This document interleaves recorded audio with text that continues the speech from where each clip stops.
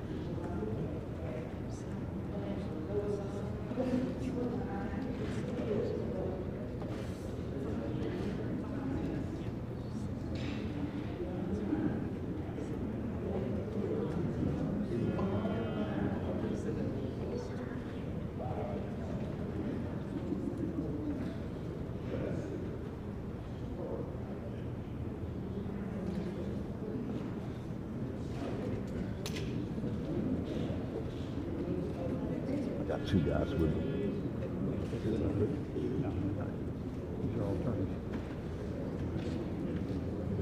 You can go all the way down. They can move their equipment. You know, move y'all's equipment.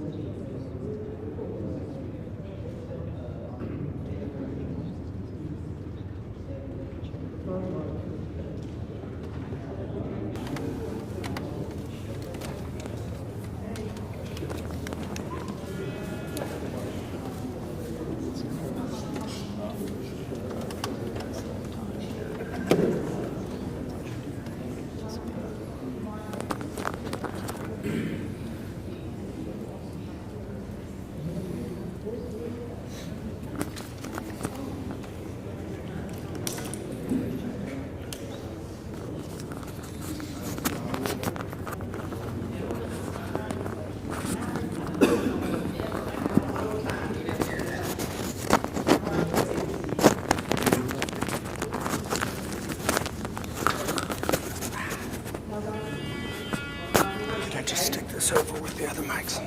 Thank you, sir.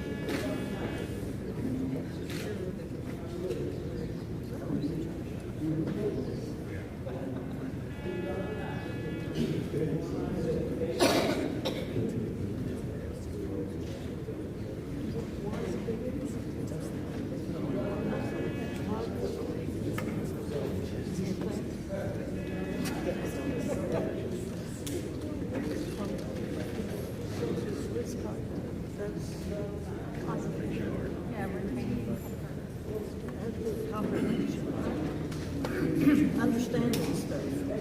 Clearly they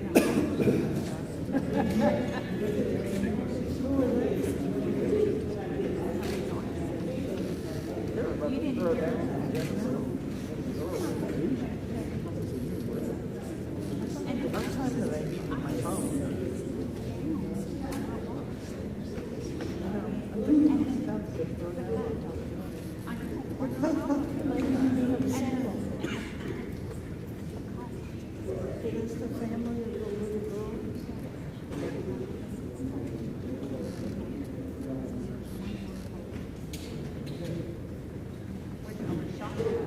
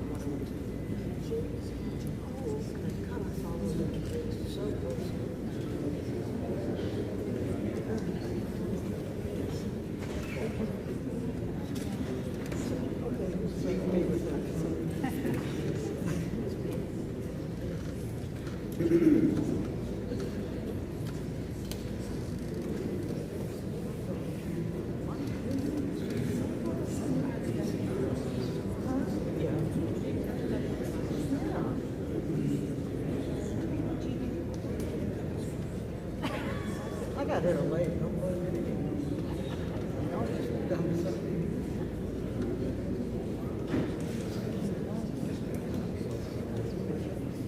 He was here last time. Oh.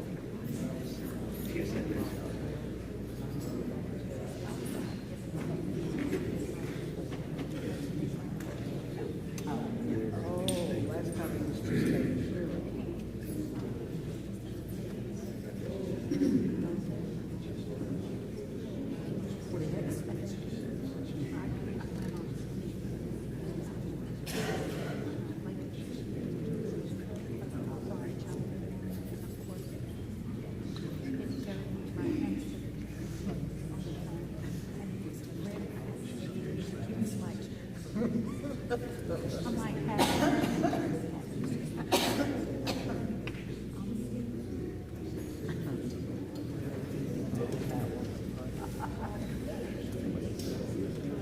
They arrested Jerry when they judged to come out.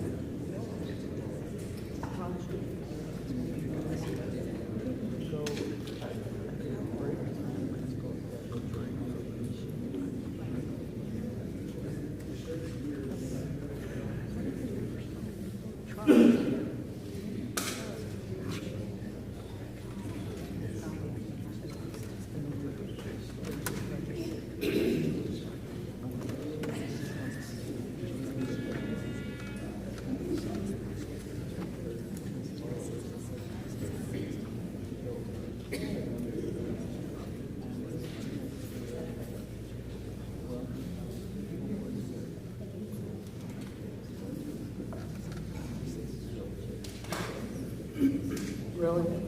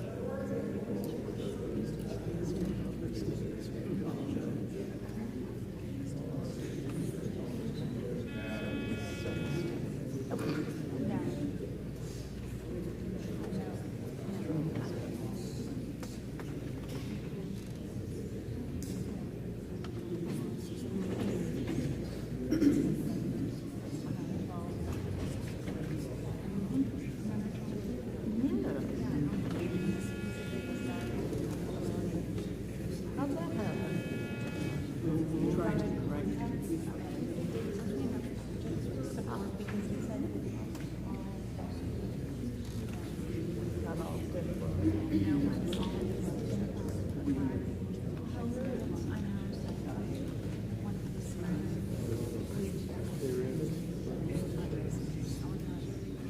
I'll never forget him. Back and forth. And she told me he was so traumatized he couldn't speak for days. Did he?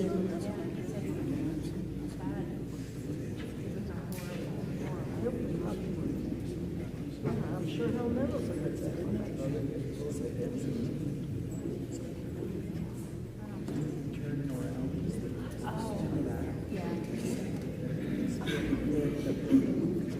We didn't go home that night till almost midnight. Wow. Well, tell him I said hello and that I have not talked to her. I will talk to her.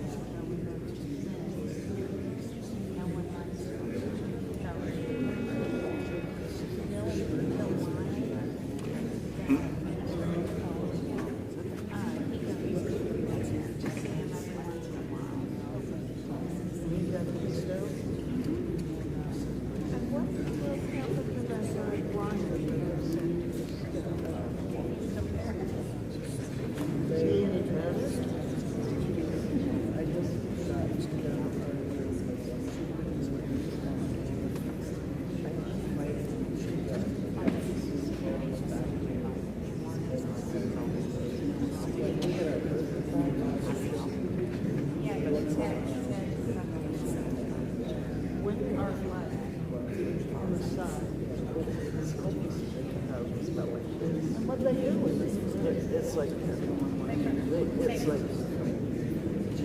here. Yeah, all the way back here.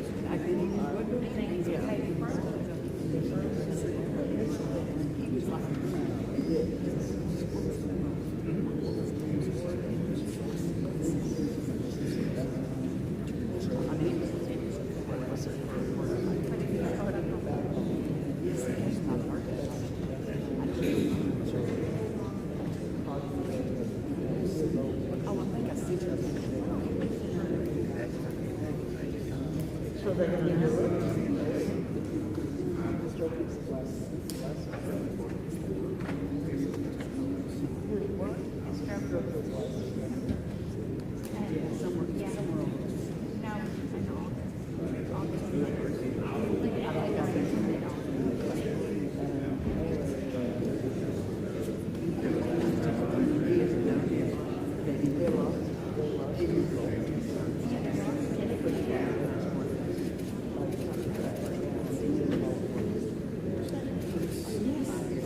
Hopped on a bus? So they weren't sure about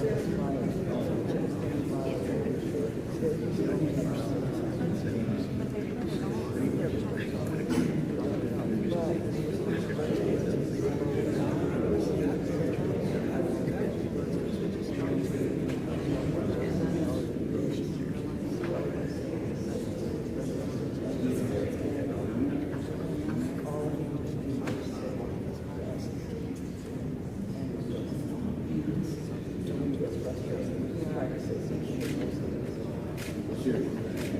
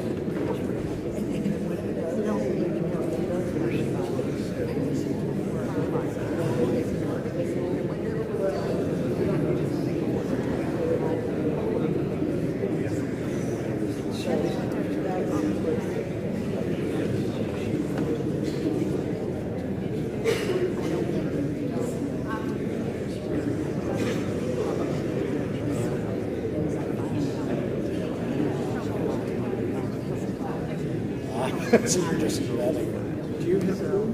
I do have a bill. Yeah, which is, and what I did was we went to, Oh, so this is do you have, Why would you? yes. What?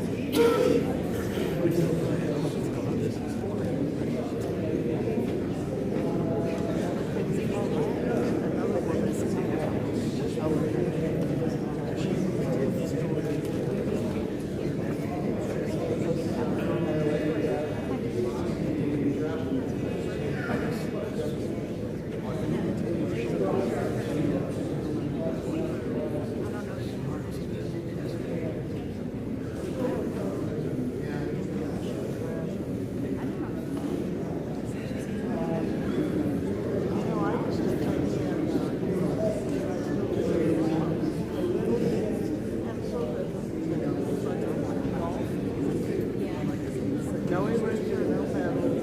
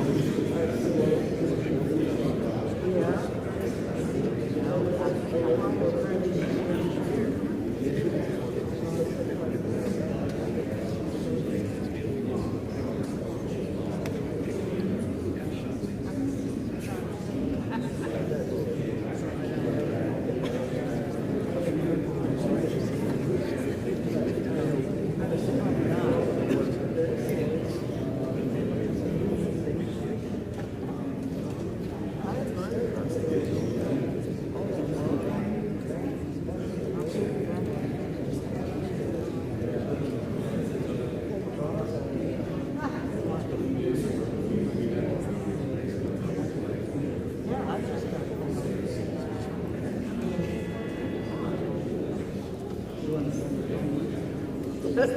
are what?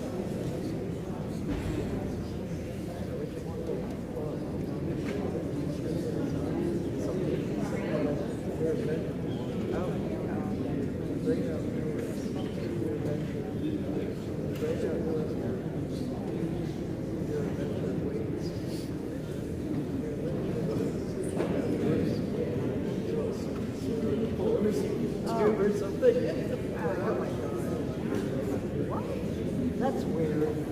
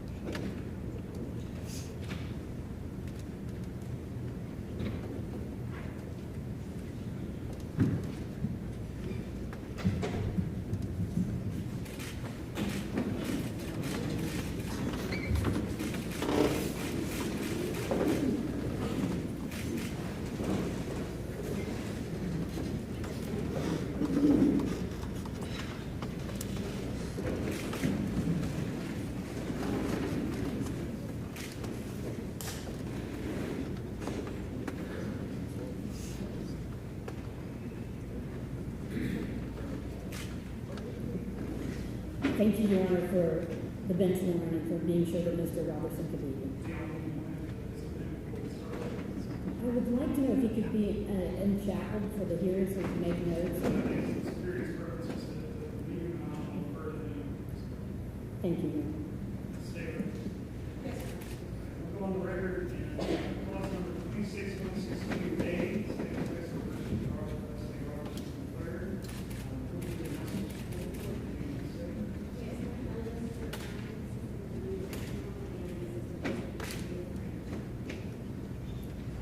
Gretchen Sween, S-W-E-E-N, for Robert Roberson.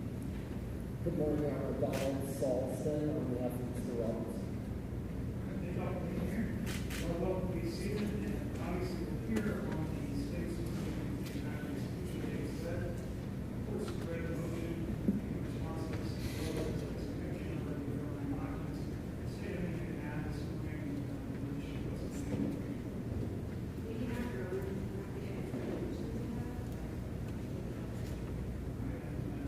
same opportunity to defense, and read everything the author filed as well as our magazines.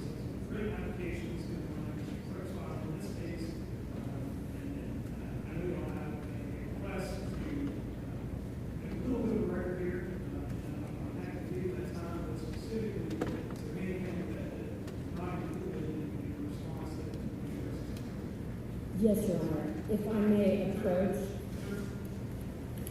I have an excerpt from 43-141 of Texas Code of Criminal Procedure, which, as Your Honor likely knows, is the only statute that governs the setting of execution dates in Texas. And as you probably are aware, there's nothing in Texas law that requires the court to set a date at any particular time, but there are provisions about when it is disallowed or when it can be withdrawn. So what I have approached the bench with, Your Honor, is that excerpt about when it is appropriate to consider withdrawing an execution date, along with sample entered orders from Bowie, Collin, Baird, Dallas, Harris, Bee, Henderson, Montgomery, Cameron, El Paso, Grayson County, etc., where it is quite normal to withdraw a date under the circumstances presented here, which is when a habeas applicant files a subsequent writ application. That's often when the date gets withdrawn. So in our view, and as you know from our objection, it is quite unconventional to try to set a date when there's already a habeas application pending before a higher court, and it seems like there's no other legal reason other than, well, there's no legal reason at all to be seeking a date now. There's perhaps a political reason, which really has no place in the courtroom, which is to put pressure on this higher court to hurry up and rule. And obviously, we weighed you down with a bunch of paper, Your Honor, and I apologize for that. But part of the point was to show these are substantive claims for habeas relief that the Court of Criminal Appeals is considering. It's been pending for 5 months now, I believe. So to suggest that, oh, we need to hurry up and set this date now, really is contrary to law. It's impractical, because if when we're to enter an execution date, we turn around and file a motion to withdraw that date, and we file a motion to stay. And if, of course, we are denied by the CCA, we recognize that's a different circumstance. And at that point, we'd be left to go to the federal court and try, and there would be no state law saying anything about holding off on the date. But right now, it makes no practical sense, and it also, quite frankly, makes no moral sense, as it would trigger all kinds of very stressful deadlines and circumstances. Mr. Robertson is a member of a pilot program in death row for the past 2 years, where he spends hours every day out of his cell unshackled. He's chosen them 12 people to be part of his program. If an execution date is set, however, he will be pulled out of that program, put on death watch, which is 24 hours surveillance. Meanwhile, you have obligations on TDCJ that become much more stressful. You have obligations on the clerk of this court to enter an execution warrant, etc., none of which needs to happen right now as a matter of law or as a matter of fundamental justice. So on your urging of 43.1, as you mentioned, it is a commonly used vehicle to modify withdrawal orders, and those are in fact two limitations placed on 43 that will be modified withdrawal. And here we don't have to modify withdrawal. Right, we don't have a motion to modify or withdraw because the circumstance that would allow for that have already happened, which is the filing of the subsequent application. So it's just a motion to set a date when the conditions are really not right. And I guess talk to me a little bit about the conditions. I understand your concern about 7 days and 7 days, or rushing 7 days.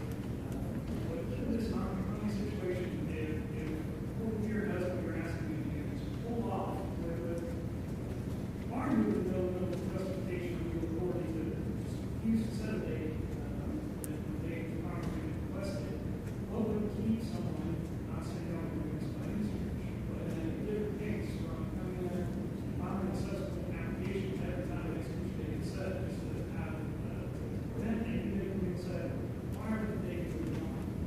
At some point, we have to say that they need to be set, and I will allow the Court of Criminal Appeals to take whatever action they feel is appropriate. And of course, that people here in minutes by 7 execution date, everybody else is going to know that happened. The CCA back in the meeting is that agreeing and tell me 1, either rescind the order, or 2, to overrule my decision and say, okay, we want it. Don't we have some obligation to balance, let's not rush this, but also let's not let this linger, right? Your Honor, it's an excellent point, except I'll again point out the convention is that dates aren't requested under these circumstances. This is highly unusual, and therefore there is no practice of the CCA instantly intervening and saying, hold on. It would require a motion, it would require litigation, and we would still then have to come back and ask for it to be withdrawn unless the CCA acted in state, but they would not act sui sponte because this doesn't happen like this. And as for your question about good faith filing of subsequent writs, I mean, that's why there's an abuse of the writ statute in 1107.1. The bar gets higher every time you file a subsequent writ. And it is not something any lawyer does lightly. You have to bring new evidence that wasn't previously available when you last filed. And I'll also point out, in the innocence context, we have proof that, I'll invoke the name of Anthony Graves, if that means anything to Your Honor. He is an exoneree who filed multiple subsequent writs, claimed to be abusing the writ. He had 4 execution dates. He was only given relief by the Fifth Circuit. But we now know this is an innocent man. Texas has formally recognized him as an innocent man, exonerated him, given him financial compensation for the 12 years he spent on death row, wrongfully convicted. So these things don't always get sorted out the first time around. So the fact that we have filed another subsequent writ, raising very complex medical issues. I mean, our latest writ, we have a report from the leading bleeding disorder expert in the nation, who is the head of pathology at UTMB, Dr. Michael La Posada. This is yet more evidence to explain Robert's daughter's condition when she was brought to the hospital, and then what was seen at autopsy and what was not considered. There has been a lot of misinformation about this case, that it's not really a shaken baby case, when in fact there are over 200 references to shaking in the trial transcript. The case was, the restaurant was obtained using a shaken baby diagnosis, but the medical records are complex. That's the problem with the whole shaken baby phenomenon. It was developed to explain seeming mysteries of infants and young children suddenly collapsing. So these are not easy things for courts of law to deal with.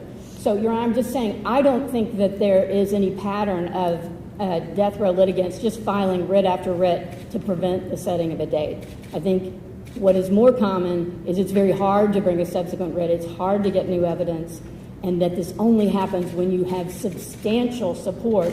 And we know the CCA's delay means they're considering something, and we should respect that process. Is it fair, though, to say that state statement petitions really isn't necessarily new evidence, it's more evidence of issues that have been brought up in subsequent writs? And how do you have a cycle on the DIC and ammonia and stuff like this? We thought there certainly more evidence, and I would make this qualifications or our present kind of expert bill, but it has the CCA already doesn't that even bring a little different situation than where a subsequent writ has been filed and the state case, first subsequent writ on the next day, and now, well, we're just 6 years away. Your Honor, I want to make sure I get these dates right, but the last time the CCA considered any substantive evidence was January 11, 2023. And at that point, they were relying on findings from the previous presiding judge that were signed on February 14, 2022, based on an evidentiary hearing that had happened over a year before that. And in those findings, which were drafted essentially by the state, adopted almost verbatim, there was no acknowledgement that there had been any change in shaken baby syndrome science since 2003, that there was no mention of any new evidence related to cause of death. And we know that the CCA simply adopted those findings. It's a 2-page opinion. Since then, the CCA itself, in Ex parte Rourke, decided in October 2024, they have agreed that shaken baby syndrome has changed so dramatically that they believe it would have been difficult to obtain a conviction relying on the very same causation hypothesis that was used to convict Mr. Roberson. And, Your Honor, it wasn't just the same theory, it was the same expert from the same hospital with virtually identical testimony. And they had not yet looked at this case again from a substantive perspective since they themselves re-looked at shaken baby. Those were twice less than We did, Your Honor, and there were 4 dissenters to the denial of that. I think it had a lot to do with the fact that all this was happening literally the day before the execution. The opinion in Rourke came out less than a week before Mr. Roberson was scheduled to be executed. And I think it is hard to imagine there was a serious analysis of the case. I think at that point it was like, we're done. And we know from the CCA's opinion, they didn't look at the substance. They denied it as abuse of the writ, even though we were relying on a case that had just issued. And this became a concern of, quite frankly, a bipartisan group of Texas lawmakers who looked at these 2 cases and had looked at the underlying evidence, and they could not imagine how relief was being denied under Article 11073, which is that changed science law. And, Your Honor, it is difficult to imagine, and it's why, again, in this legislative session, there were bipartisan lawmakers, overwhelming support in the House for an amendment to that law to make it clear, essentially, Mr. Roberson should have gotten relief, that the burden is being raised too high. It's being treated as if it's an actual innocence requirement as opposed to an 11073. And we're still waiting for the CCA, I think, to revisit that, that's part of what the new claim is. It brings to the court that critique by the lawmakers, who, after all, are the ones that pass the law. And so the concern about how it's being interpreted in the courts is a legitimate reason to reconsider, which is brand new since we filed in February.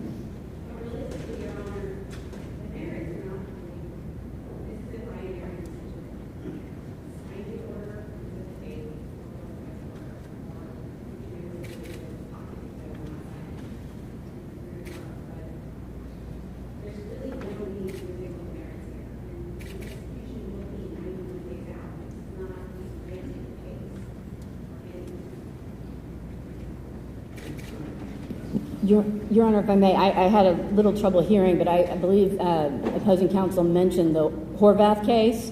And in fact, there was no explanation in the majority opinion about why they were denying relief. There was only a concurrence that actually was from a dissenter in Rourke arguing a case for why Rourke, after a few months, should be overturned. It's very concerning concurrence that has now been challenged in a suggestion to reconsider that I believe was filed within days. And so this issue is before the CCA, and the fundamental argument in that suggestion to reconsider is about this burden problem, where the 11073 burden is being raised so high, nobody seems to ever be able to satisfy it. And the other thing I'll suggest, you asked why now. I mean, there are nearly 200 people on death row in Texas. There's one pending execution date. There's no reason to be setting a date for Mr. Roberson, who is among the few who has live appeals on a very serious issue of statewide concern, because it has sent the state into some turmoil. The seeming tension between Rourke, decided in October, Mr. Roberson's case, and then this Horvath case, where the facts are different, but there is this problem with how is Article 11073 supposed to be interpreted, and we're talking here, unlike Rourke and Horvath, a death penalty case. We're talking about the most serious thing a government can do, which is ask permission to extinguish a life artificially. And respectfully, the state has not articulated in its motion or before the court today any legal reason this must happen today, why you must take this extraordinary, exceptional measure of setting a date when an appeal is pending.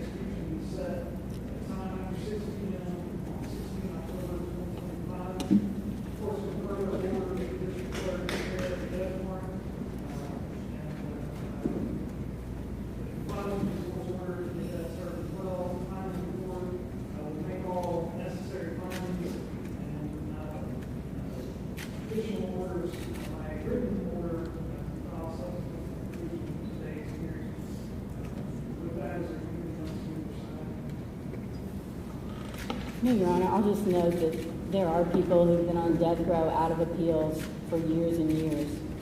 And I do think it's important to put on the record, the number is 06. Mr. Roberson did not have anybody even investigating his longstanding claim of innocence until 2016.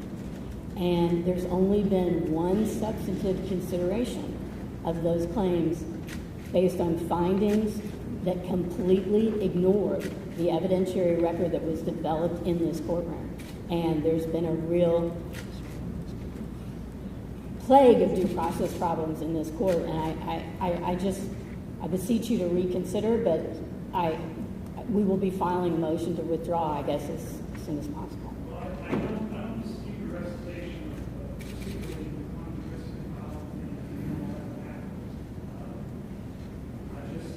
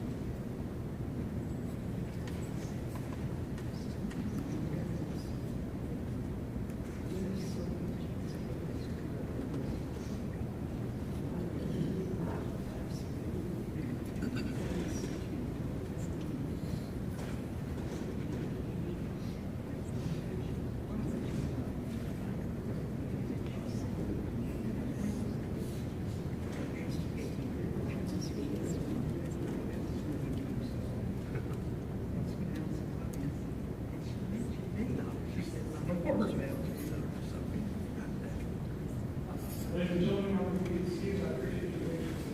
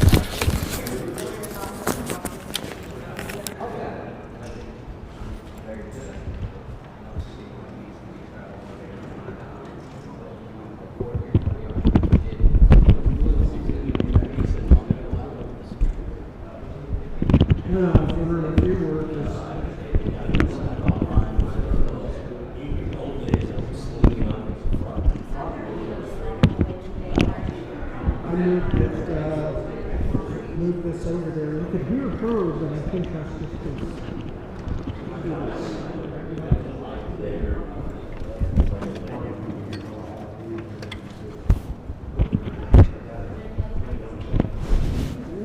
Yes, Steve. It's over. They basically, I think they said new execution was done. Couldn't argue it. All right.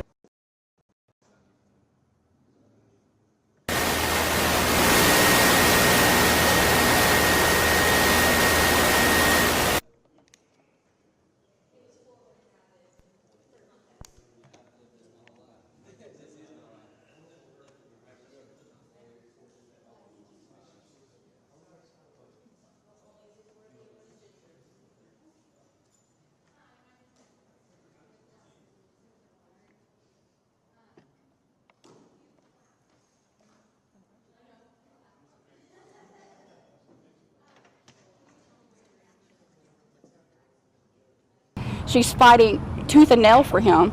And, you know, CCA is going to see the truth. And then Robert Roberson was here, of course. Any thoughts on that he was actually... I absolutely love that we got to see him. We go see him all the time, but being able to, you know, be in the same area with him in person, it was great. That's why I told him at the end that we loved him. You know, we're not going to... The guard said we're not supposed to tell him anything, but I did because it's more important for me to know that he knows that we're here and we love him, so... Can you comment one more time on the scuffle that was happening? Yeah, so the Bowmans had been flipping us off and saying, come here, like that, and it was a big ordeal. We got in the line and they said, let the victim's family go first. And someone from over here said, oh, you mean Robert? And then he goes, no, it's Nikki. And then Matthew started coming at me. Then his sister got in front of me, was right on me. And then finally, a guard came over there and told them to stop. But the first three I told said, they're not going to do nothing about it, so. You're welcome. Oh, okay. Yeah, thank you. Anything else worth mentioning or anything that maybe we don't talk about? Just everybody keep praying and fighting for him. He's innocent. There's all the evidence shows he's innocent. There's not one thing that shows his guilt, so. David Jimenez with KTK Fox 51. Talk about some what you're saying is innocent. What do you think has not come to light that you think people should know? Like with the autopsy and everything, the shaken baby, they're trying to say, oh, we're not saying it was shaken baby. He beat it. It was mentioned over 200 times in the transcripts that it was shaken baby. And they're just trying to backtrack on everything. The DA, when asked by the jurisprudence committee, about 15 questions, she didn't have an answer to one. And Representative Jeff Leach told her, he said, you should be ashamed of yourself. You're going to execute a man and you don't have any idea about the case at all. So there's the medical side. There's all kinds of evidence that they haven't even got to present yet. So I don't even know all the evidence that they have just because they haven't got to present it yet. So he should absolutely. And he tried to, you know, tax who was voted to be That's why I came down here. But Robert was supposed to come and get to talk and tell his piece. So you're just going to get that? You'll get this then? I'll try to get that. Is she coming down to talk? There's no justice in this state. There never has been. There probably never will be. I'll just say, if anyone has any questions, Can you come down farther? Because my arms aren't that long and mics don't work that far away.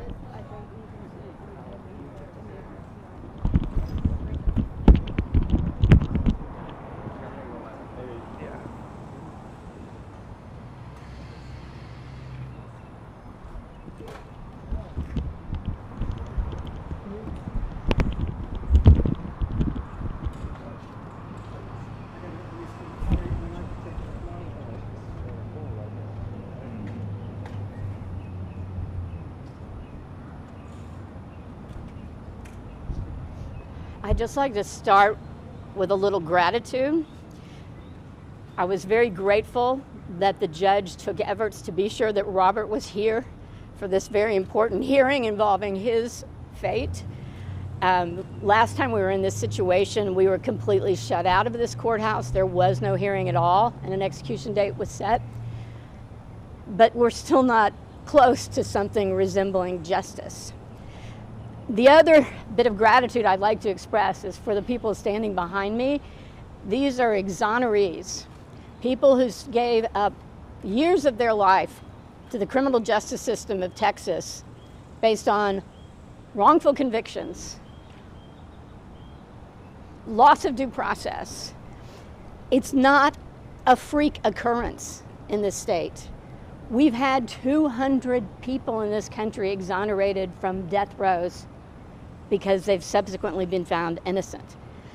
But if you can't get the evidence to be considered by a court, how are you ever going to get a new trial?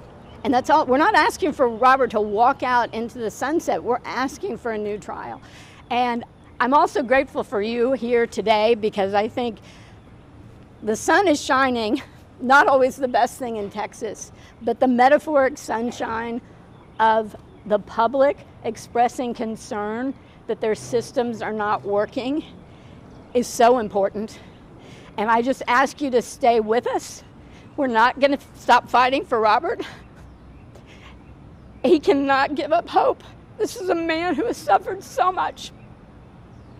And to think at the beginning of this story that it starts with losing a daughter he fought to have in his life.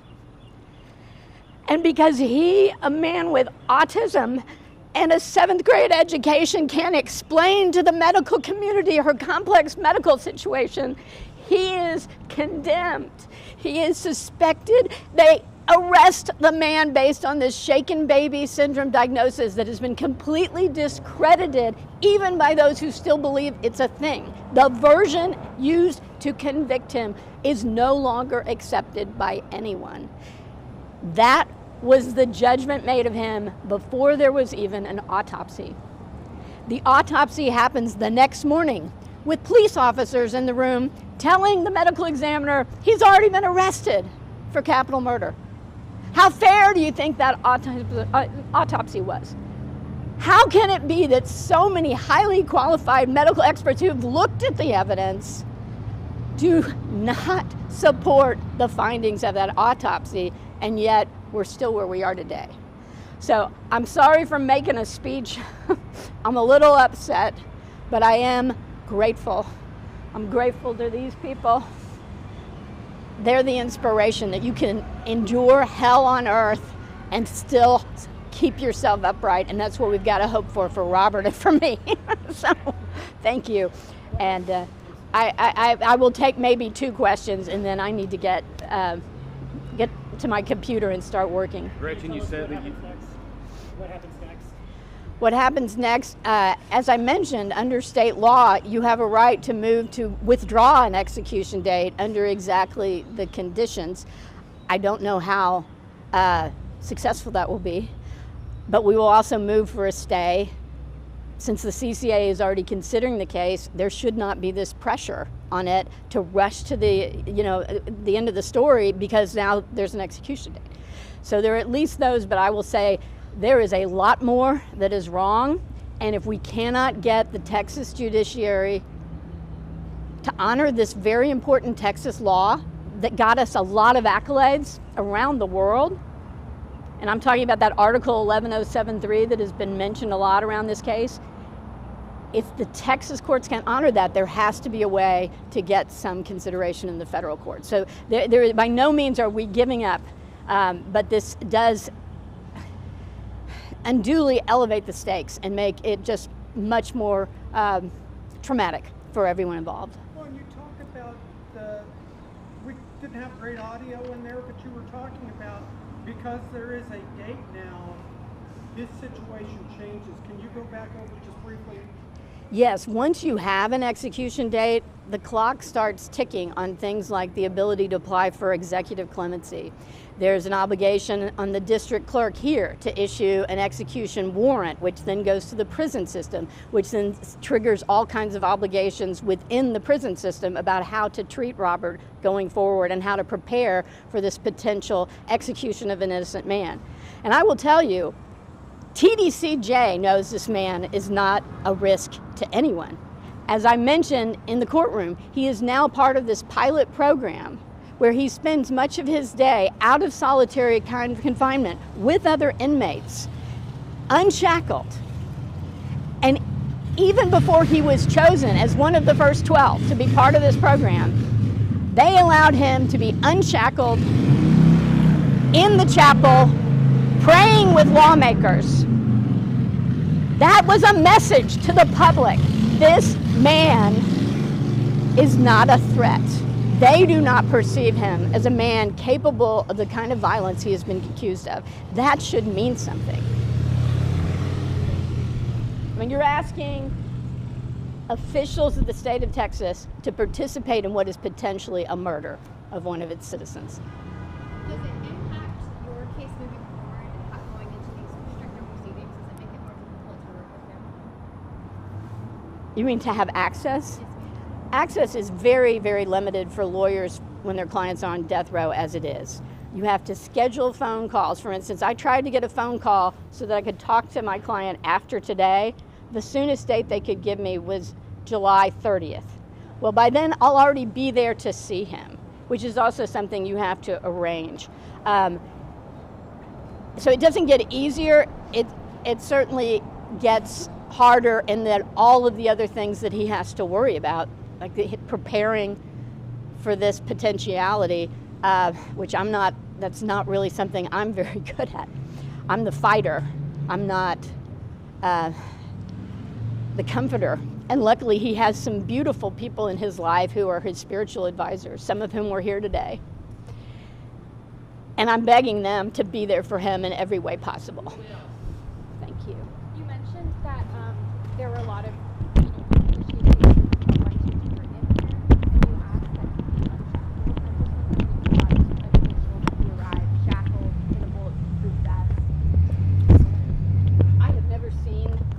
hardware. I've had many hearings throughout the state with my clients who are on death row, and it is quite common for a judge to use his authority to authorize they be unshackled so they can take notes.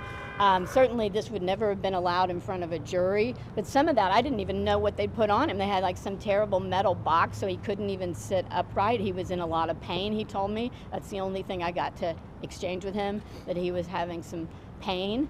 Robert is so humble.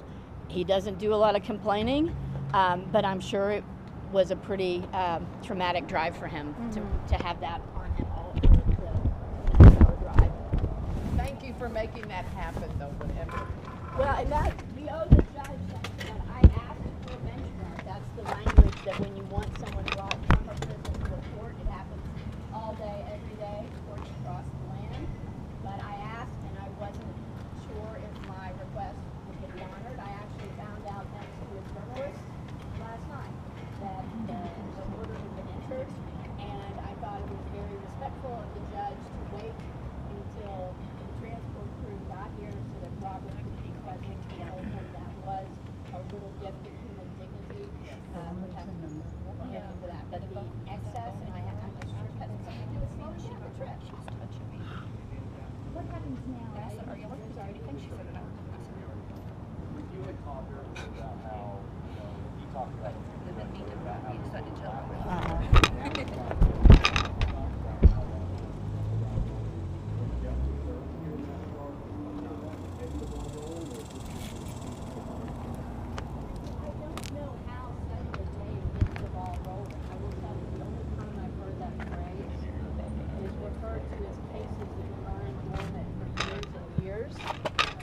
Back in the day when Texas used to set execution dates when people didn't have lawyers, they would use that, well, it'll get the ball rolling. And often, yes, setting an execution date would mean finally, oh, someone who hasn't had a lawyer in 10 years gets a lawyer. Not ideal, but the idea that where a lengthy appeal is pending before the Texas Court of Criminal Appeals with lots of supporting material to review, that somehow that we're nagging them to move forward. I don't understand that, and I fear that I respect what the judge decided, and obviously I disagree that was the best use of his authority, because there is no state law that required him to set this date. How do you think this affects other cases that were used as inmates, like the shaking baby? I think it's very concerning, because as a report that was issued this last fall demonstrated, not a single person on Texas's death row has yet gotten relief using the change science writ law. Not one. And you have to realize people on death row at least now do have lawyers. That's where you're more likely to have some access to investigation, resources, experts. Most people incarcerated in this country don't have a lawyer, certainly not in Texas. So that the most well-substantiated claims challenging junk science convictions are all being summarily denied, I mean, without explanation for the most part. This is an alarming state of affairs for our jurisprudence in this state. Gretchen, we sent you that email yesterday. We're the ones that talked to you yesterday. What do you have to say? At this point, we've seen years of hearings, different juries, different judges have heard the case. What's left out? What has not been said? We're still not out there that could stop this. I will correct you. There's been one jury in 2003 who heard nothing but shaken baby as the explanation for this young child's death. One of those jurors has come out and publicly said If she knew any of this other stuff, which was not before them, she could not possibly have voted to convict.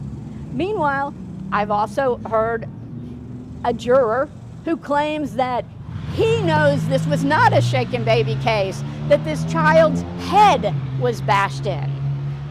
Let's all pause for a minute. First of all, I doubt that juror has the transcripts memorized. And if you simply go review the transcripts, like I said, over 200 times there's reference to shaking. There were only 2 experts at trial testifying about shaking as the cause of injury. If there were evidence that a child's skull had been bashed in, would we be here? Would we be talking about junk science? That is a bald-faced lie. And I think this juror is not making this stuff up. I think he's being fed this. And unfortunately, I've seen this coming from some officials, false information about this case, about the state's own evidence, about this not being a shaken baby case, and about Robert. It is disgusting. And it's not justice. You don't try people on social media based on what propaganda you can get out there to outrage people. What you do is you look at the physical evidence. And it is an insult not just to Robert and to our system, but to the memory of this child who was very sick virtually her whole life, and the doctors missed her pneumonia. They gave her contraindicated medications. She stopped breathing in her sleep, and she gets diagnosed with shaken baby syndrome. You feel like a lot of the new evidence that has been released as of late, you even talked about the stuff that came back in the fall, you think that's being ignored as of today?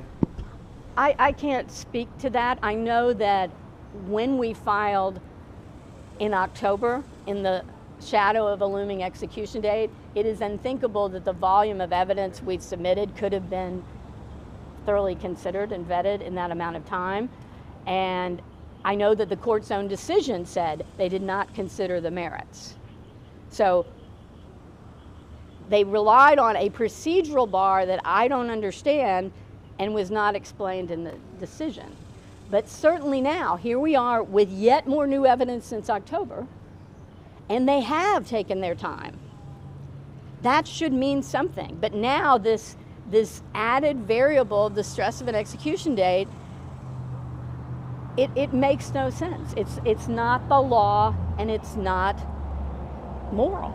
Nikki's brother said that exact same thing about her little head, and that the nurse was crying, who had to shave her little head and saw the back of her head. Can you clear that up for us? I would very much like to, because the reason the nurse shaved her head was because they could not see anything wrong with this child, except that her lips had turned blue.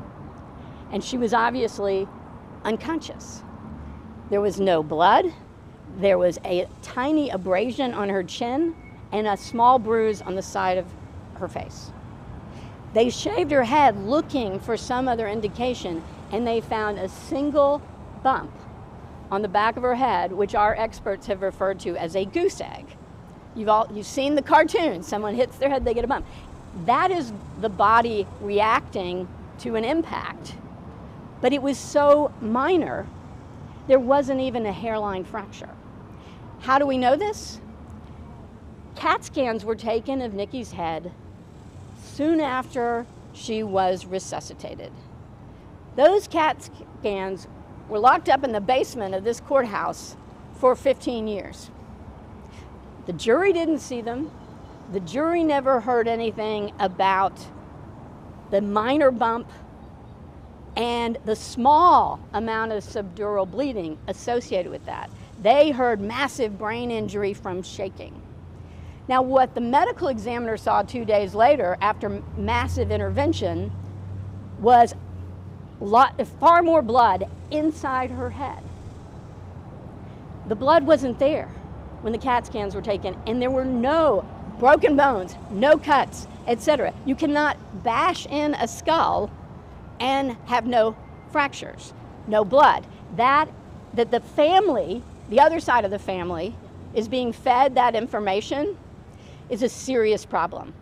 That is manipulating the pain of the other side of Nikki's family. But I also do take issue, and I'm sorry again if I'm preaching here, but the victim here is Nikki, She was a victim of so many things. She was a victim of her complex medical history not being understood.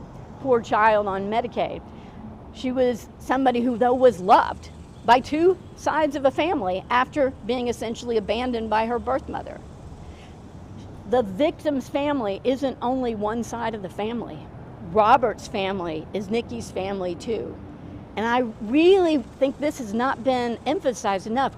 Robert was granted custody of this child 2 months before she died by agreement. Who would agree to let the father have full custody of a child if you thought there was anything wrong with this man, if he was any danger to this child?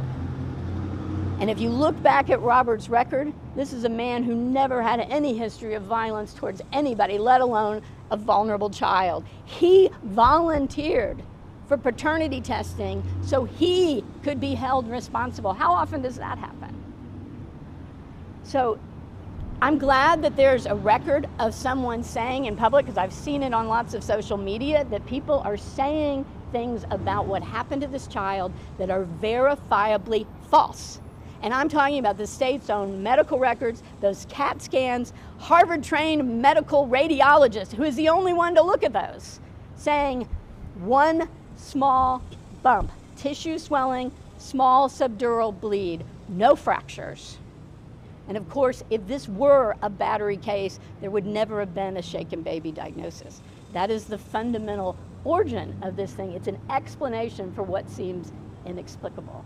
But it's been falsified by the actual study of biomechanics, which looks at how does human injury happen. The biomechanical engineers have debunked this theory, and we're just not listening to them. CCAs, historically, how long can they take? I mean, there's no, before there was an execution date, the idea is the court should have breathing room and not have these external pressures. There are no deadlines, but now there is a deadline. Is it going to impact it negatively to have this deadline? Yes, I mean, the trauma of an execution date is nothing but negative. Well, will it impact the criminal court of appeals decision? I don't know. I don't know how they will feel about having this external pressure. I don't think that's something that they would share with us as a member of the public. But if you just think about it, the difference between let us take the time to review the evidence and make an informed decision versus now we have 91 days. Why is this venue today for this decision? This is what the state filed a motion, and the way that works, it goes back to the convicting court. Okay. So that's just standard practice. The only time an execution date gets set is by the judge in the convicting court. Now, the judge who actually presided over this trial is no longer with us, and there was a new judge assigned who voluntarily recused herself in November. Judge Jackson was assigned apparently in February. Again, I wasn't served with notice of that, despite the order itself saying as soon as practicable, notify the parties. I learned about, what was it done, like a week or two ago, that we had a judge. So this is another problem. There just has not been transparency around virtually anything about this case. And then back to that question, one jury who heard virtually nothing that has ever been developed since 2016, and what we have are these procedural bars to getting at the truth and reviewing the evidence. That is not the way we should handle the most serious of cases, in my opinion. All right, I've got to go. Thank you for being here, and please stay.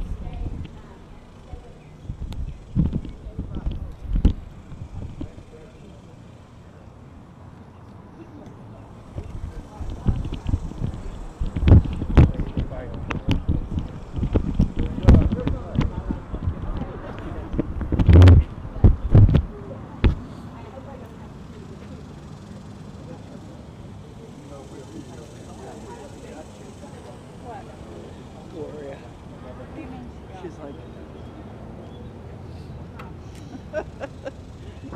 she'd be like,